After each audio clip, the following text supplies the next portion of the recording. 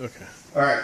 So I want to work on doing different locks, and we're going to cover first from the fingers, and we're going to go through a series of locking the fingers, locking the wrist, locking the elbow, and locking the shoulder. So we're going to go through this perhaps today or over the time. But the thing is that all takedowns occur when I bend or warp the center line.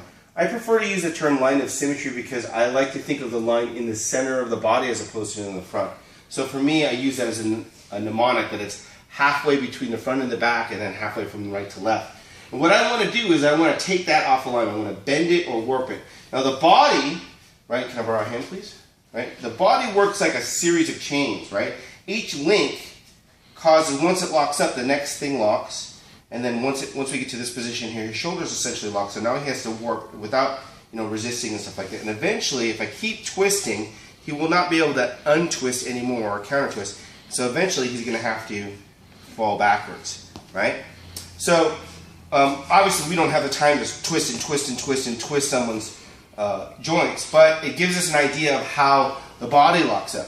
So with fingers really you can only compress or flex or extend the lock to lock them. So I can bend it this way, and I can bend it this way. And this is a compression when we're squeezing through here, and it's quite painful. Now, what I don't want to do when I'm doing the extensions, right, I'm hyperextending it, is I don't want to do this. Because this is the lever here, and this is the fulcrum, this last knuckle here, and then my grip and my body position, and his body position creates the base of the lock. I want to pivot around the fulcrum. That's what creates the lock, right? So finger locks are pretty interesting. Like the most basic ones are you come through this way or you come through this way. My father, he liked to do this one, which is a compression of the thumb joint across the wrist. This is really, really painful to deal with, right? So, but finger locks are not useful for us because as far as discriminators, we don't sit there and we don't practice techniques against the shirt or from pushes and stuff like that, because our response, typically speaking, if someone touches us, yeah, I can deal with this stuff, but it's much faster to just poke them in the eye.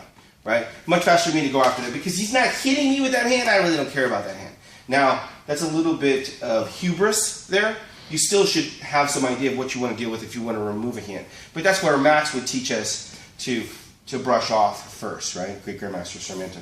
So if we practice our flow spar really, really slow, we can start paying attention to when our partner puts his hand on us, because that's the opportunity for us to do our lock. Right?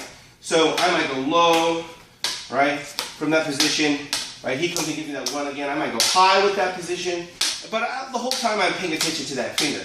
Obviously, right now I'm not using footwork or anything like that. What I'm doing is I'm concentrating on isolating first my attention, my awareness and perception and analysis of how he uses his hand upon my hand or my stick, so that I can very, very slowly time him so that I can do a lock. So as an example, here it is. Here's the first one. So I go like this. I know he's going to cross. It doesn't matter whether he does it one way or another. I know his fingers are going to be there.